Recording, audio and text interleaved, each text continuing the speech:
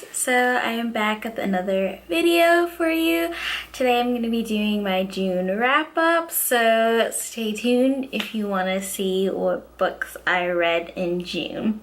So yeah, let's get started. I read 3 books in the month of June. Technically I read 2 books, but I read the 3rd book on July 1st, and I kind of want to just talk about it right now, so I'm going to include it in this June wrap up. But yeah, just because I only have 2 books. But the first one that I read was The Last Days of Magic by Mark Tompkins, and this book I picked up a while ago at Target. It just really sounded cool. It follows this goddess, this Celtic goddess, Morigina. I think I'm pronouncing her name right.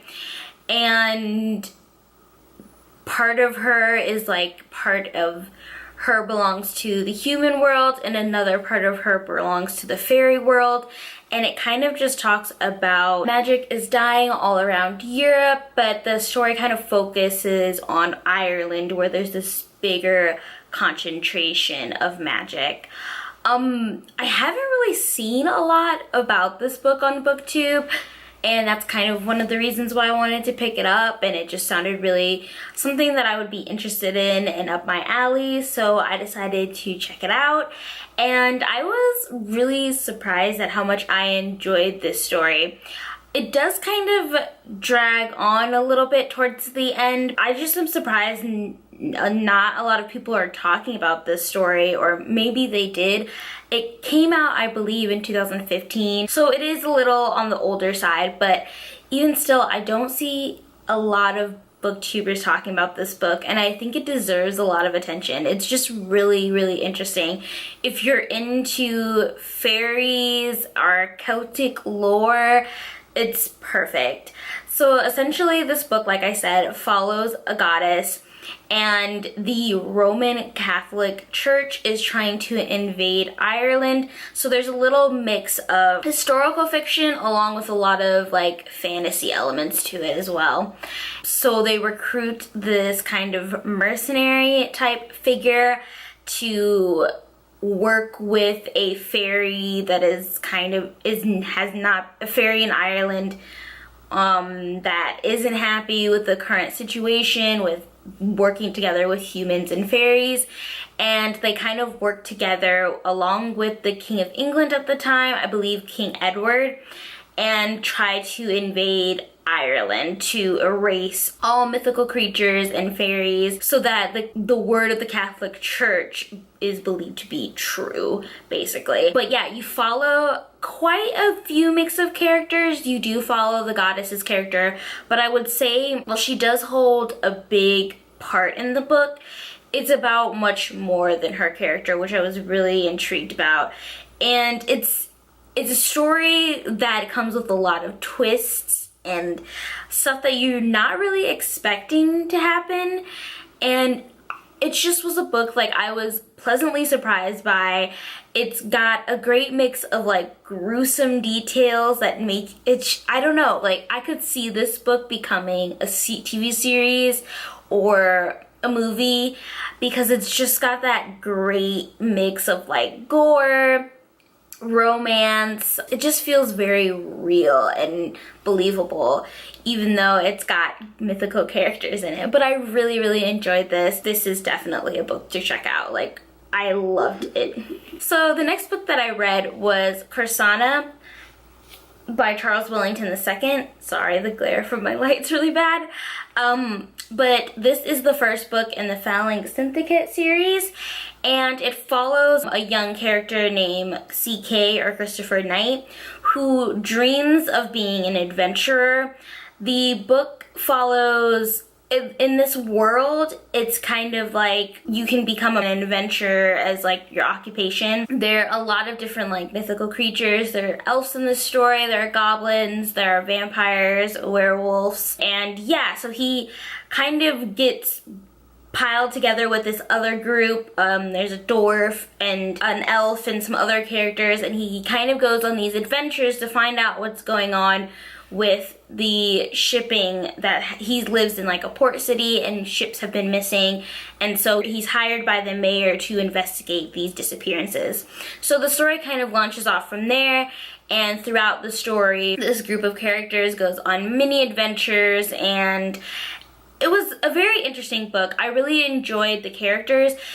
He does a really great job of like getting into their stories outside of the main plot and kind of digging deep into what's going on internally for the characters or what they're struggling with, and I really liked that. The plot for me didn't really work. There's a lot happening in this book, and mind you, it's only 300 pages, but it has like the world building and the character development of a high fantasy novel, which can tend to be up like almost 1,000 pages long too. So I feel like it just, a lot happens in this book that I wish we kind of could have slowed down and seen in a more slower pace, in a more detailed pace.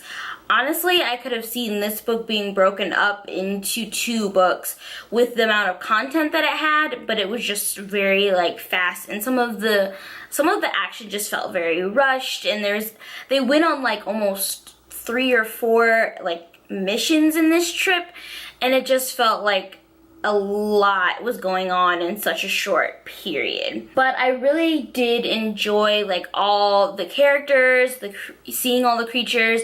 The world building was really interesting. It seems like a very cool world that I would love to like visit again in the next book. So I really enjoyed it. I gave this, I believe, a 3 out of 5 stars on Goodreads. It has just a really nice set of characters and a little budding romance in it as well.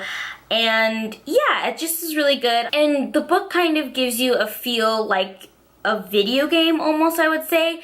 The magic system is kind of different than what I would normally see in like a high fantasy magic system, where it almost has elements like of a video game where you only have like a certain amount of spells you can cast, or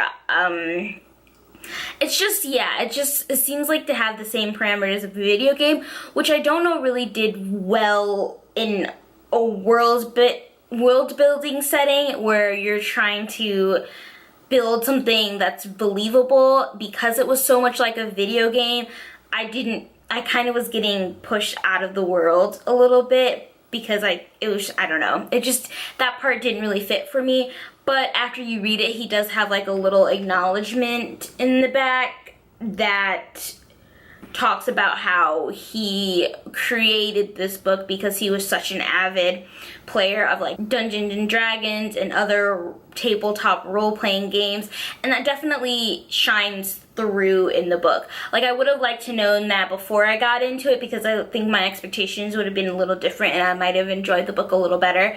But I get now kind of why the magic system and some of the world building was the way it was, because it's influenced by like role-playing games, which makes a lot of sense because it felt like that while I was reading it. So yeah, I think this book has a lot of good potential. I'll be interested to see what the rest of the series has in store, and I can't wait to follow the characters a little more. So if you're into fantasy books, or you have like a huge passion about role-playing and tabletop games but kind of want to read it instead of actually playing in it, this is definitely a good book to check out. So the last book I have for you guys today is Citizen by Claudia Rankine, and this book I have been wanting to read for the longest. It sounded so interesting. I heard about it on Jen Campbell's channel a while back, and I really wanted to pick it up. It's kind of expensive though. It's like, I guess it's like a poetry collection. It's called An American Lyric, but I think it's a little more than that. And then I wanted to pick it up, but the prices were always so high, and I was, I didn't really want to spend that much money on a poetry collection. And then I found it on Book Outlet for $7, and I was like, yes, have to pick it up. And then I realized it's much more than just a poetry collection. There's art in it, and it's it's more like lyrical prose poetry, so it's a little more in-depth than poetry, and now I see why it's a little more expensive than other poetry collections. But besides the point, I finally have this book and I'm super excited. I read it in one day, which I don't know if that was the best idea, but I just really wanted to like read this book.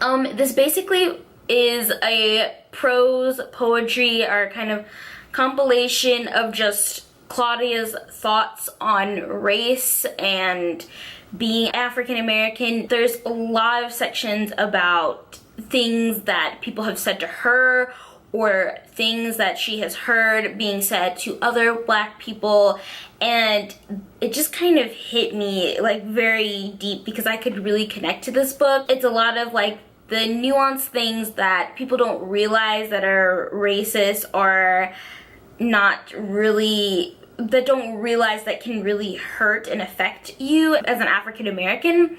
And it was interesting to see that. She also does like an in-depth look at the whole racial inequality that Serena Williams had to deal with, being a tennis player in a predominantly white sport. And that was really interesting to look at that. She also talks a lot about the kind of Black Lives Matter movement and all the police brutality and shootings. There is a section that I believe was like from a script from a video that she made with her husband, and while that part was also very interesting, it kind of lacked a little from the other sections. I feel like it didn't have as much impact on me as the other sections did, and surprisingly it takes up a pretty big chunk of this book, and I did really enjoy that as much as the other sections. But I like the story. I think it definitely requires another read through, maybe a slower read this time on the second time around. I think some of it kind of went over my head, and the way she writes is it feels very personal. Like some of it, I don't know, it doesn't feel like I'm supposed to get anything out of it, but I want to get something out of it. And so I don't know. It was touching in a lot of ways, but also very complicated. It might just be because I also don't read a lot of poetry, so the way things are structured kind of goes over my head. But I think I will definitely be reading this again, possibly reading a little bit slower. So yeah, but I really enjoyed this book. It was just really great, and I think it's something that everyone, whether you're Black, white, Hispanic, Asian, I think this is a really great story, and I think that a lot of people, even if you're not African American, can relate to the things that are being said, and it's definitely just worth checking out if you want to learn more about race or the whole Black Lives Matter movement. I think this is a really great place to start, and because it doesn't offer a ton of like factual information, but it really gives you that mood. It puts you in that mindset and that feeling, and I think it makes you really understand what a Black person goes through, that it's not something that we can shut on and off, and it's like our everyday, like this is what we go through on a daily basis. And I think this book does a really good job of putting you in that mood and making you understand the weight of like what African American people deal with. So yeah, that was a little deep, but no, this is a really great book, and I think more people should definitely check it out. If you're afraid of reading poetry or not sure if you'll understand the medium, that's something that I was kind of nervous about coming into it, but I think it's a mix. Like there's a lot of it that I did understand and that did resonate with me well, and like I said, there's some of it just went over my head, but I think each person will kind of understand a different part of it and will connect to different pieces of it. So I think it's definitely worth checking out, even if you are a little intimidated by the medium. So those are all the books I got through in June and the first day of July. I hope you guys enjoyed this wrap up. let me know what books you read in the month of June, or if you've read any of these and want to talk more about them in the comments. And yeah, I hope you guys are having a great 4th of July. I'm filming this on the 4th. And yeah, I'll see you guys next week. Bye.